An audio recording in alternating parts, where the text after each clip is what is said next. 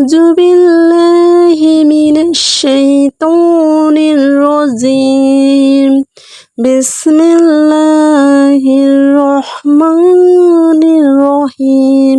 শুরু করছি মহান আল্লাহর নামে, যিনি অতি দয়াময় ও পরম করুণাময়, অতি ক্ষমাশীল। আসসালামু আলাইকুম, কেমন আছেন আপনারা আশা করি আল্লাহর রহমতে ভালো আছেন। আপনাদের দিন জীবন আমি আল্লাহর রহমতে ভালো আছি। আপনাদের সামনে নতুন একটা ভিডিও নিয়ে আবারও আমি হাজির হলাম। বরাবরের মতো আপনারা আমার পাশে থাকবেন, যাতে আপনাদের সাথে আমি কিছু ভালো কথা শেয়ার করতে পারি আর ভালো কিছু আপনাদেরকে উপহার দিতে পারি। দেখেন, পেতনা ফাসাদের যুগের বর্তমান যুগে ঈমান ধরে রাখা বড় কঠিন। বলছে যে আগুন হাতে রাখা যেমন কঠিন, নিজের ঈমানকে ধরে রাখা শেষ জামানায় তেমনই কঠিন।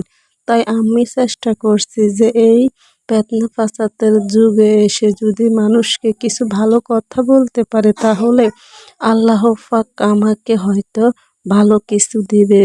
বা আমি যদি মানুষকে দ্বীনের কথা বলতে পারি, মানুষ যদি আমার থেকে অন্তত সামান্য কিছু শিখতে পারে বা জানতে পারে, তাহলে তো মানুষের দুনিয়ার জন্য কল্যাণ, আখেরাতের জন্য কল্যাণ, আমার জন্য কল্যাণ। কারণ আল্লাহ পাক তো বলছে, ওই ব্যক্তির কথার চাইয়ে আর কার কথা উত্তম হবে, যে ব্যক্তি মানুষকে আল্লাহর পথের দিকে ডাকে।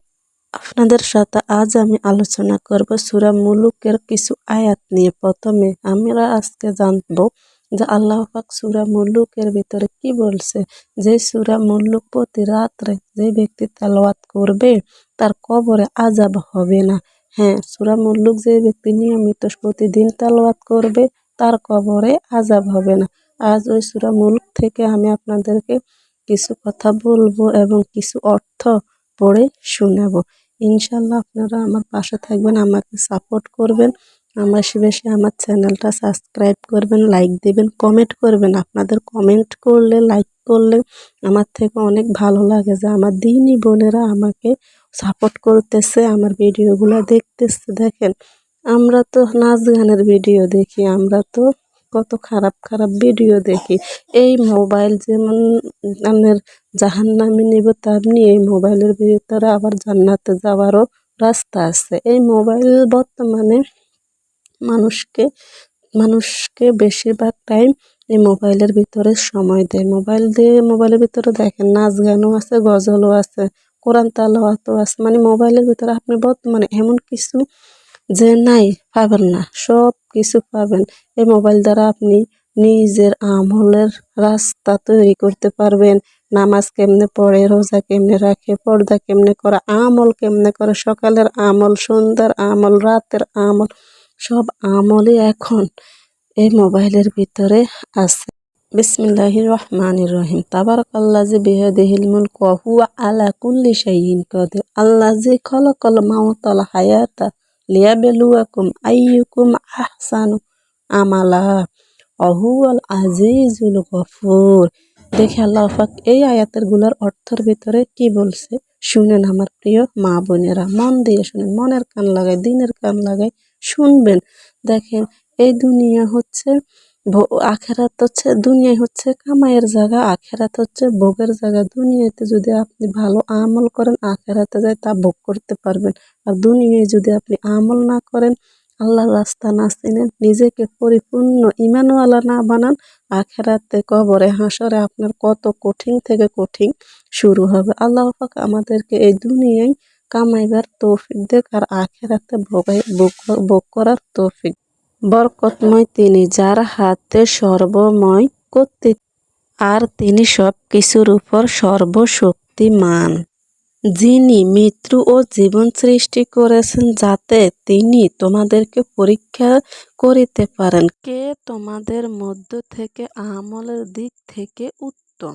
আর তিনি মহাপরাক্রমকারী ও অতি ক্ষমাশীল। যিনি 7 আসমান স্তরে স্তরে সৃষ্টি করেছেন, পরম করুণাময়ের দৃষ্টিতে তুমি কোনো ভুল দেখতে পাবে না। তুমি আবার দৃষ্টি ফিরাও, কোনো ত্রুটি দেখতে পাও কিনা।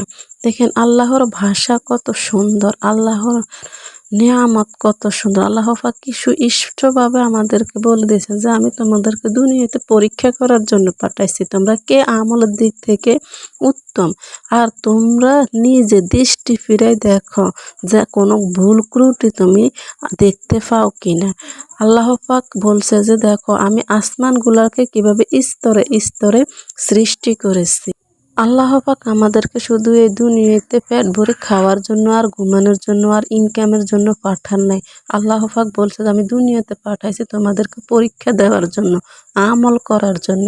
শুধু দুনিয়াটা হচ্ছে তোমাদের আমলের জায়গা। তুমি এখানে থাকি আখিরাত কামাই করবা, তোমাদের নিত্য প্রয়োজনীয়। হ্যাঁ, দুনিয়াতে বেঁচে থাকতে হলে খানার প্রয়োজন আছে, রিজিকের প্রয়োজন আছে। তুমি ইনকাম করবা, তুমি করছে চাকরি করবা, তুমি ব্যবসা করবা, তুমি গৃহিণী, তুমি মুমিন মহিলা ঘরের কাজ করবা, তবে তোমার সর্বপ্রথম প্রাধান্য থাকতে হবে দিন, আমল, ঈমান। দুনিয়ার কাজ আর আখিরাতের কাজ যদি একসাথে হয়ে যায় তখন আমরা আগে আখিরাতের কাজ শেষ করবো। অনেক টাইমে রান্না করতাম যাই, নামাজের টাইম চলে যায়, গোসল করতাম যাই, নামাজের টাইম চলে যায়, বাচ্চারা খাওয়াইতাম যাই, নামাজের টাইম চলে যায়। না, আগে আমার দিন, আগে আমার নামাজ, আগে আমার আখিরাত, পরে আমার দুনিয়া। আপনাদের সাথে দিন ও আখলাকের কথা বলতে বলতে সুন্দর একটা রান্নার রেসিপির ভিডিও দিলাম। রান্নার ভিডিওটা কেমন হয়েছে আপনারা খুব মন্তব্য করে আমাকে জানাবেন। আজকে পেঁপে দিয়ে মাছের মাথা দিয়ে রান্না করলাম, এটা খুব ভালোই হয়েছে, আমার কাছে ভালোই লাগছে। তো আজকে এ পর্যন্ত, সবাই ভালো থাকবেন, আমার জন্য দোয়া করবেন। আমার দিনী মা বোনেরা আপনারা বেশি বেশি করে দিনের পথে চলবেন, দিনই কাজ করবেন, ভালো পথে চলবেন, আমল করার চেষ্টা করবেন। আপনারা আমার এই চ্যানেলকে সাবস্ক্রাইব করবেন, আমার পাশে থাকবেন। আসসালামু আলাইকুম।